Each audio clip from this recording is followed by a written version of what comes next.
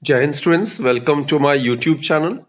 Students, it is impossible to live without failing at something unless and until you live so cautiously that you might as well have not lived at all.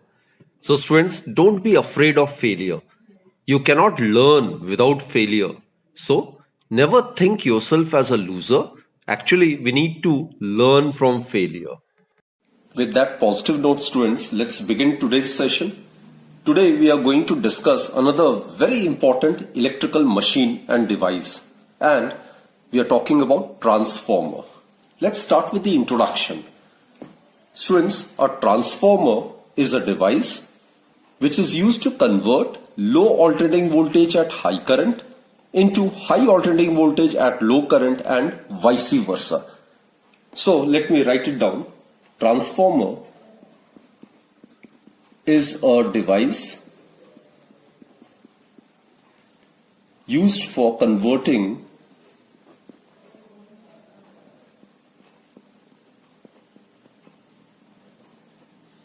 low alternating voltage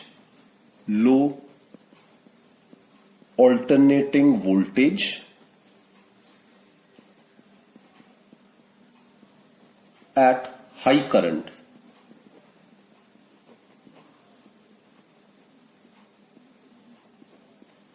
into low alternating voltage at high current into high voltage at low current and vice versa. Vice versa means it is a device which can be used to convert high alternating voltage at low current into low voltage at high current, isn't it? So basically a transformer is an electric device which is used for converting low voltage at high current, right? And it converts it into high voltage at low current. In this case, the transformer is known as the step-up transformer. And in a step-up transformer, the increase in the voltage is at the cost of current. That is, voltage is increased by decreasing the current. While in the other case, when the transformer is used to convert high voltage at low current into low voltage at high current, then it is known as step-down transformer. In that case, the voltage is reduced so as to increase the current. Clear? So, principle, students, it works on the principle of mutual induction, and we are aware of mutual induction. Now, when the two coils are inductively coupled, and if the current or the magnetic flux is changed through one of the two coils, then the induced EMF or the induced current is produced in the neighboring coil. So, it is on this principle that the working of a transformer is based upon. So, basically, a transformer, it works on the principle of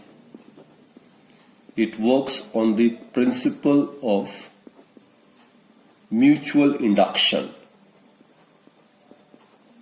which in turn is based on the electromagnetic induction.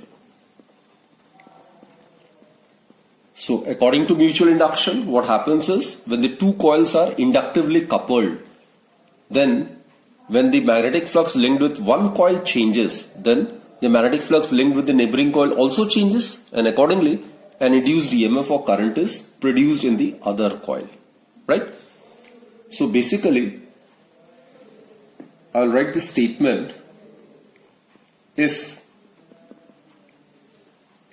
the two coils, one is known as the primary coil and the other one is known as the secondary coil, are inductively coupled,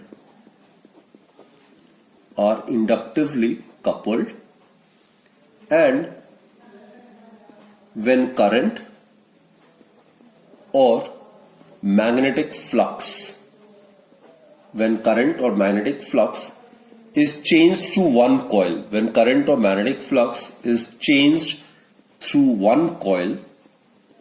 then it is found that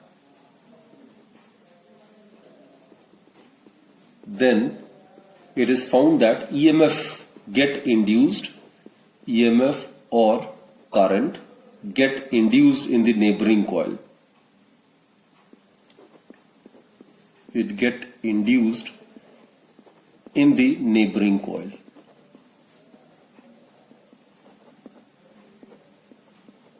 This is known as mutual induction, and this is the principle on which the working of a transformer is based upon, right?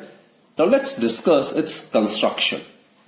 Now students, look, a transformer, it basically consists of two coils. P, it stands for the primary coil, and S, it stands for the secondary coil. You can draw the diagram, or you can consider either of these two cases. Either a transformer can be drawn in this manner, or it can be in this manner as well. So these are the two possible arrangements of primary and secondary windings in a transformer, right? We'll also discuss that in which case it will have higher efficiency. So basically, it consists of two coils P and S, right? This is the primary coil and this is the secondary coil, wound on a soft iron core. The coils P, as I stated earlier, P is known as the primary coil, S is known as the secondary coil respectively. And remember students, AC is applied across the primary coil. So this is the primary coil and AC is fed across the primary coil. This is the AC which is fed across the primary coil. While on the other hand, transformed output is obtained across the secondary coil. This is suppose the load resistor, and across the secondary coil, a transformed output will be obtained. Across the secondary coil, transformed output is obtained. Right? So basically, the AC input is applied across the primary coil and the transformed output is obtained across the secondary coil. And we will discuss that in order to minimize eddy currents, soft iron core, it is laminated. We'll discuss it in detail. So basically students, the arrangement in this case, there are two types of arrangements which are possible, and in this case, out of these two arrangements, the arrangement B will have higher efficiency because the leakage of magnetic flux in this arrangement is almost zero, because in this case one coil is completely wound over the other coil. So whenever magnetic flux linked with one coil changes, almost the same change in the magnetic flux is observed in the other coil as well, right? So these are the two possible arrangements of primary and the secondary windings in a transformer. Based on the construction of a transformer may be classified into two categories, step-up transformer and the other one is step-down transformer. As we have discussed students, step-up transformer, it basically converts low voltage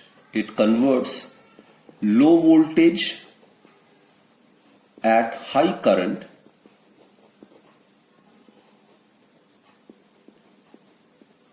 into high voltage at low current. So such a transformer is known as a step-up transformer. So again I repeat student, a step-up transformer converts low alternating voltage at high current into high alternating voltage at low current. While on the other hand, a step-down transformer, it converts high alternating voltage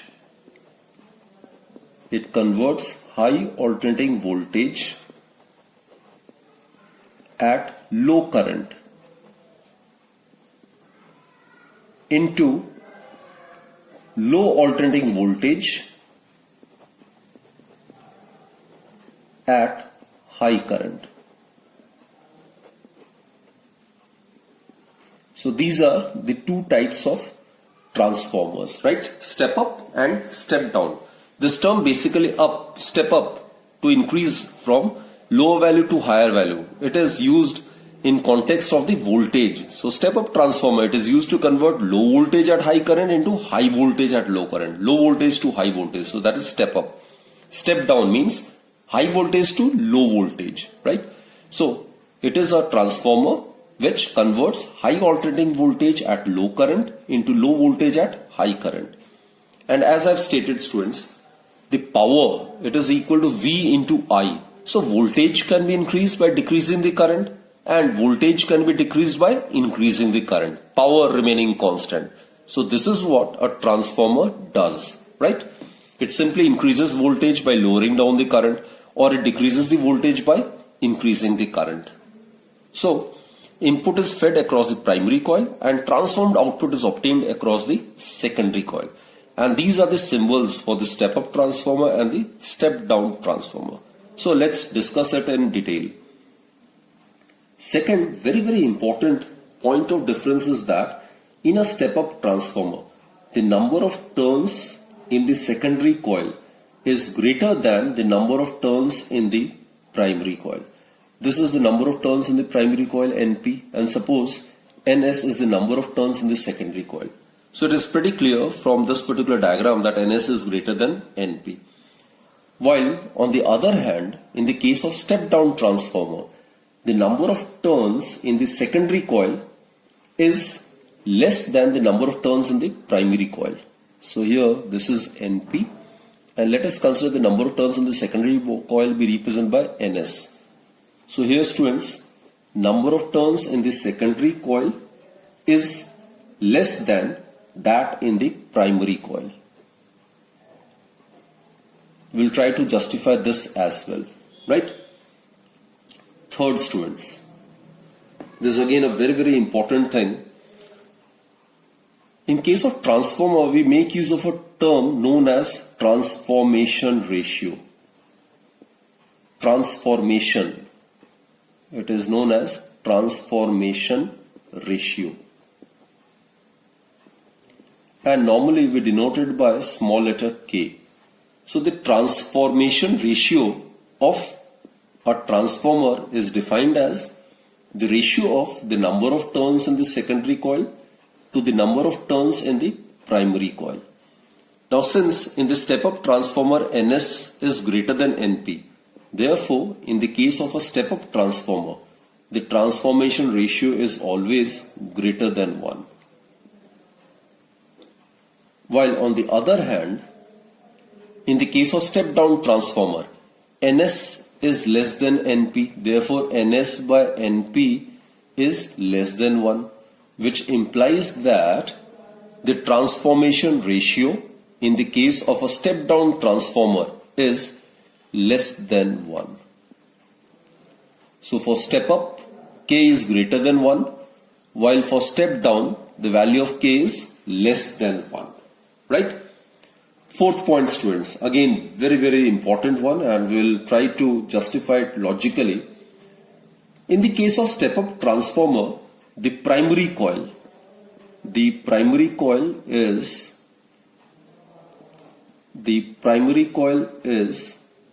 made of thick wire. It is made of thick insulated copper wire. Thick insulated copper wire. While the secondary coil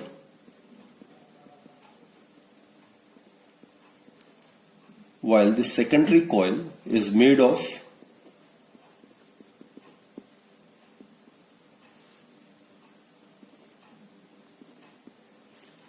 thin insulated copper wire. It is made of thin insulated wire.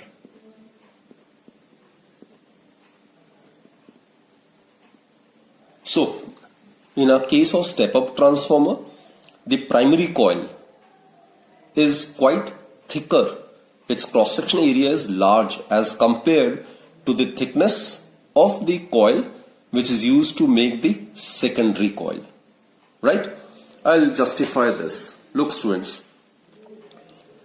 It is the case of step-up transformer which is used to convert low voltage at high current into high voltage at low current. This is the input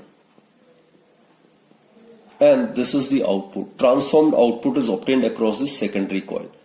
So in the output here, low current is required. Low current. Now low current means high resistance. So the secondary coil must offer high resistance. Now resistance, as you are aware, it's given by rho L by A. So in order to increase the resistance of the secondary coil, the length should be increased and the cross-section area must be decreased. So that is the reason why, in order to obtain low current across the secondary coil so as to increase the output voltage, what happens is the number of turns is increased. On increasing the number of turns, the resistance offered by the secondary coil will definitely increase, and the thickness of the secondary coil is less, so that the cross-section area becoming less, the resistance will become large. So students, this is the logic. So always remember, step-up transformer converts low voltage at high current into high voltage at low current. And in order to obtain low current across the secondary coil, the resistance offered by the secondary coil must be large. Therefore, the length should be large, and that is the reason why NS is greater than NP. And also, the thickness of the coil used to make secondary is less as compared to the thickness of the coil which is used to make primary. Right? So this is the reason. And in the case of step down transformer, in this case, it is used to convert high voltage at low current into low voltage at high current. So here in the output, we need to have low voltage, and that can be possible only when by increasing current. So across the secondary coil, high current should be there so as to lower down the voltage. And in order to obtain high current across the secondary coil, the resistance offered by the secondary coil must be less. And so as to have minimum resistance offered by the secondary coil, what happens is length should be less and area should be large. So in this case, in the case of step down transformer, the number of turns in the secondary coil is less than the number of turns in the primary coil. And the wire which we make use for preparing secondary coil should be thicker. So in this case, students, the secondary coil, in the case of step down transformer, the secondary coil is made thicker, or it is made of thick wire, while on the other hand the primary coil is made of thin insulated wire, So these are some essential points of difference between the step-up transformer and step-down transformer. Now students, let us discuss the working of a transformer. Now, when an alternating EMF is applied across the primary coil, the input voltage will keep on changing with time, because as you are aware, the alternating current or voltage is of sinusoidal nature. So definitely the input voltage keeps on changing with time, and due to this, the magnetic flux through the primary coil also keeps on changing with time. The changing magnetic flux gets linked up with the secondary coil as well, and the primary and secondary coil are wound on the soft iron laminated core.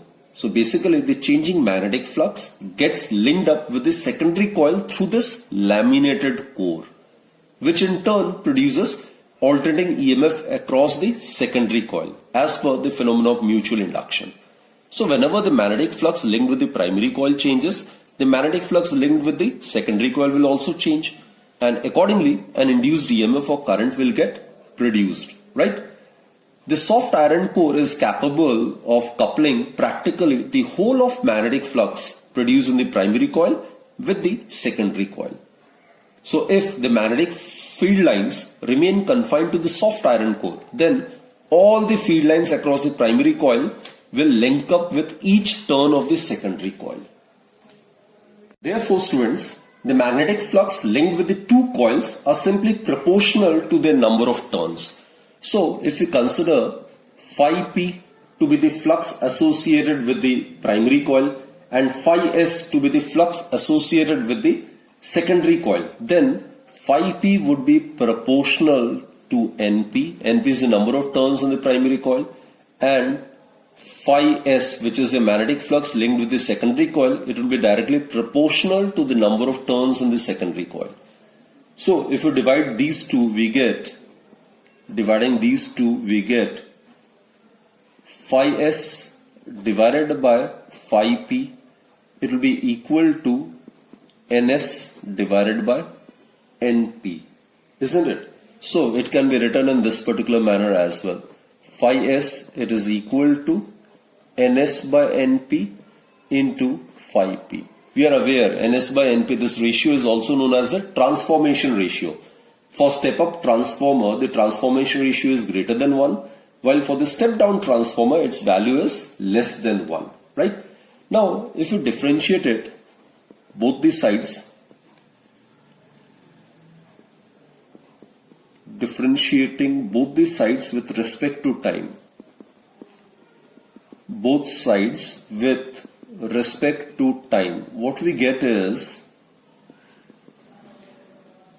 d phi s divided by dt. Now ns by np being constant for a given transformer, this ratio is constant, right? Transformation ratio for a given transformer is constant. So it can be taken outside the differentiation. So it will be d phi p divided by dt, which further implies that this is d phi s by dt. It is equal to the EMF induced in the secondary coil and ns by np. And this term d phi p by dt, it is the EMF induced in the primary coil. We are already aware of it, students.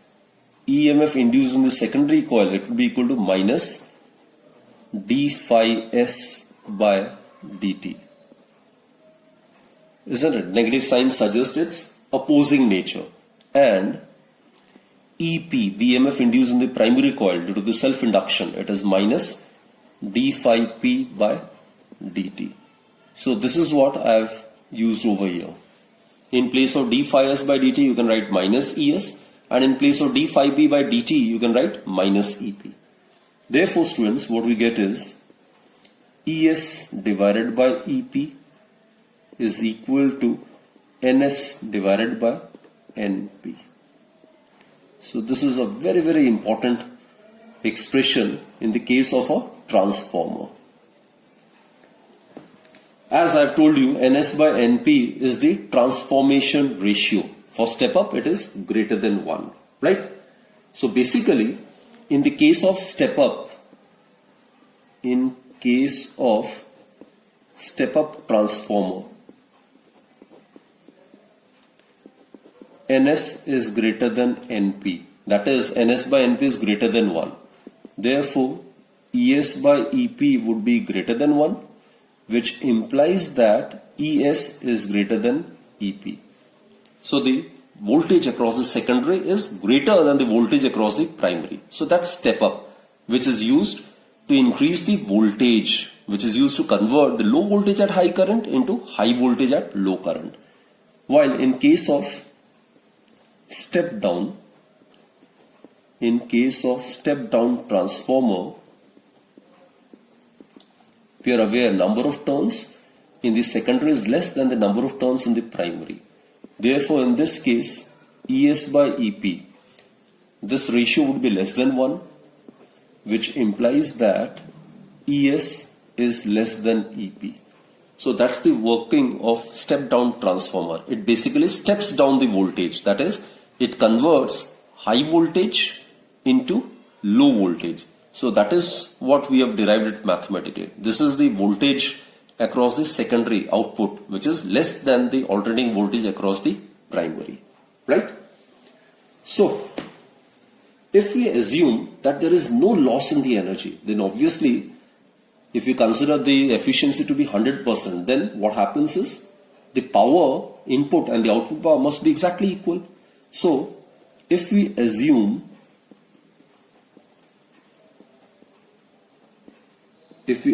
that the transformer to be 100% efficient, that there is absolutely no loss of energy,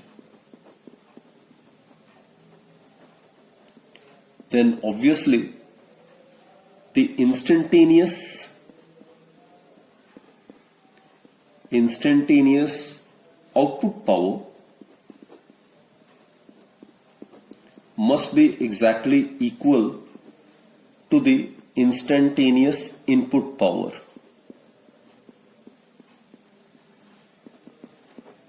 And power is EMF multiplied by current. So output power, output EMF is ES, output current is IS, isn't it?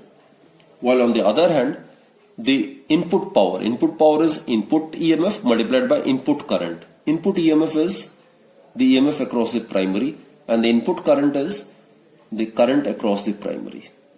Clear, students? So in case the transformer is considered to be cent% efficient, then ES-IS would be equal to EP-IP, right? So here obviously IS and IP are the values of the current in the secondary and the primary coils at the instant when the respective values of the voltage across the two coils are EP and ES respectively, right? So therefore, students, the transformer works perfectly in accordance with the law of conservation of energy. A step-up transformer increases the voltage by decreasing the current. And similarly, a step-down transformer, it decreases the voltage by increasing the current. So we can safely conclude that a transformer neither creates nor destroys the electric energy. It simply transforms, I repeat, it simply transforms the voltages and the currents, thereby obeying the law of conservation of energy. So since it transforms the voltages and currents, that is the reason why this electric device is known as a transformer, right? The efficiency, in case there are obviously some losses in a transformer. So in that case, when its efficiency is not 100%, then the efficiency of a transformer is given by the efficiency of a transformer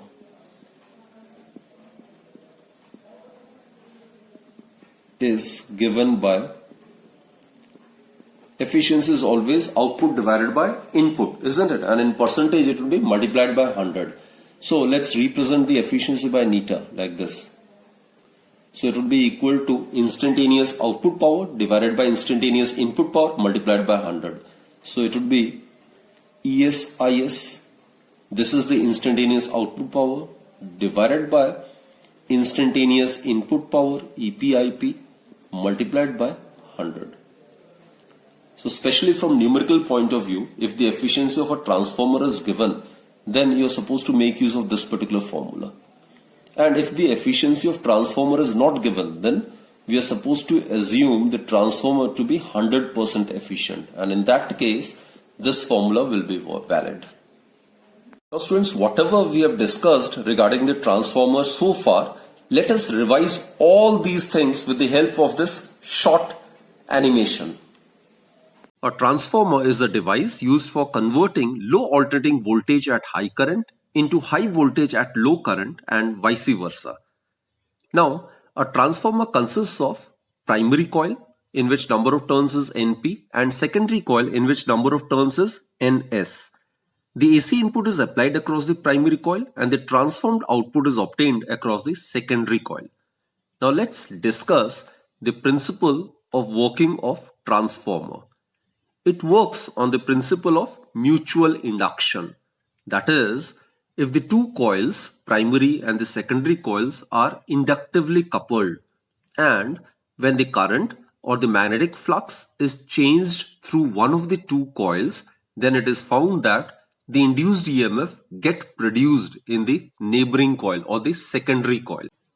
The coupling of the primary and the secondary coils is never perfect, and we are aware that whole of the magnetic flux produced in the primary coil never gets linked up with the secondary coil. So, in order to reduce the flux losses and in order to increase the mutual inductance or the coefficient of coupling between the two coils, both the primary and the secondary coil are wound on a common iron core. The soft iron core is capable of coupling practically the whole of magnetic flux produced in the primary coil with the secondary coil. If the magnetic field lines remain confined to the soft iron core, then all the field lines across the primary coil link up with each turn of the secondary coil. Now let us discuss the need for laminated iron core. Actually, the laminated iron core is prepared by joining similar iron strips together after coating them with varnish. As such, the induced EMF produced in the core will cause eddy currents in each iron strip separately. Since an iron strip is quite thin and possesses very large resistance, therefore, the magnitude of eddy currents produced is quite small and hence a small amount of heat is produced. Thus, laminated iron core is used to minimize the energy loss due to the production of eddy currents. Students, in this short video, we have also discussed the need for the laminated core. And as I have stated earlier, a laminated iron core is used in a transformer so as to reduce the energy loss due to the production of eddy currents. So what is a laminated iron core? First of all, we need to discuss that. The laminated iron core is actually made by joining similar iron strips together after coating them with varnish. Now what's the purpose of using laminated iron core? An iron strip being quite thin possesses very large resistance. We are aware, students, resistance is inversely proportional to the cross-sectional area. So an iron strip being quite thin, its cross-section area would be very small, so it will offer a very large resistance.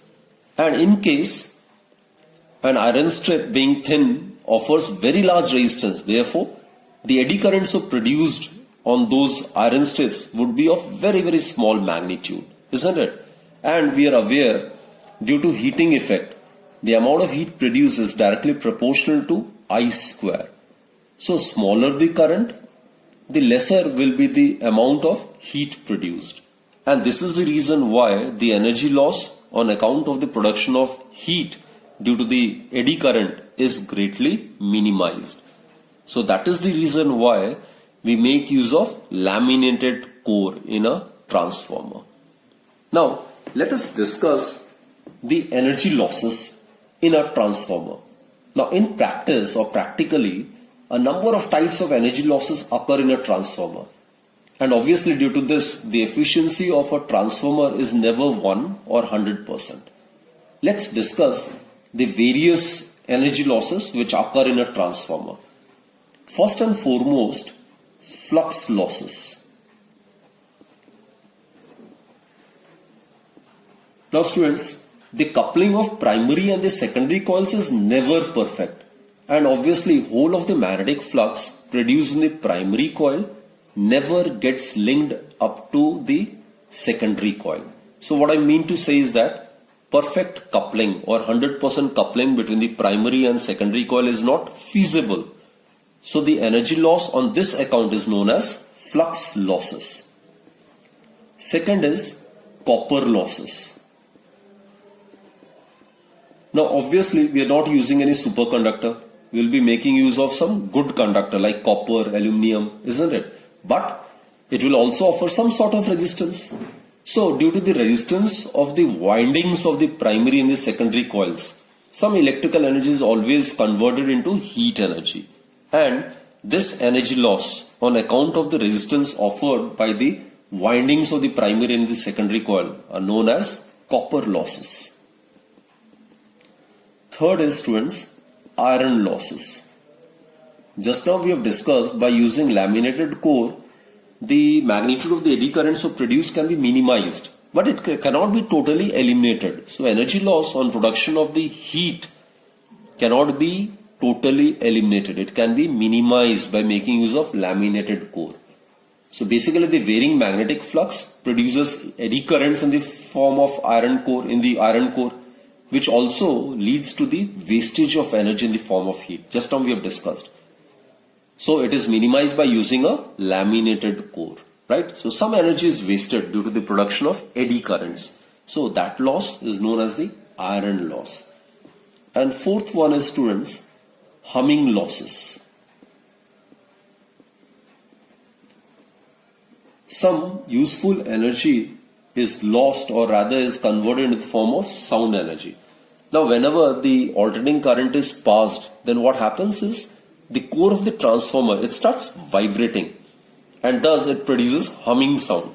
Therefore, some part, maybe very small, of the electrical energy is wasted in the form of humming sounds produced by the vibrating core of the transformer.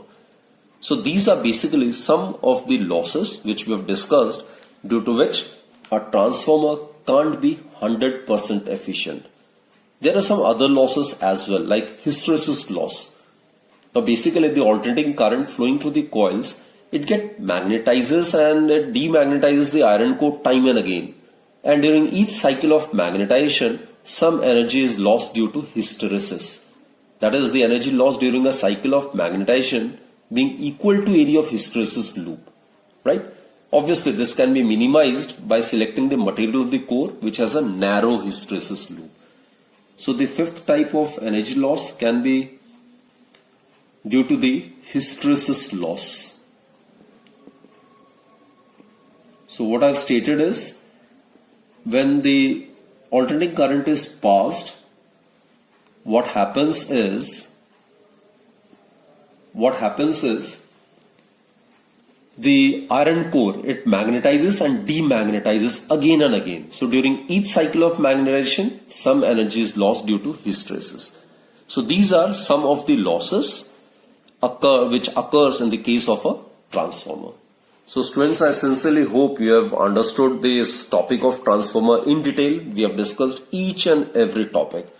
We'll also discuss the use of transformer for long distance transmission of electrical energy, and that we will discuss in the next lecture while doing some numerical. So that's it for this particular session. So students, do join me in my next lecture. Till then, do take very good care of yourself, and thank you for watching my video. Keep watching and stay fit.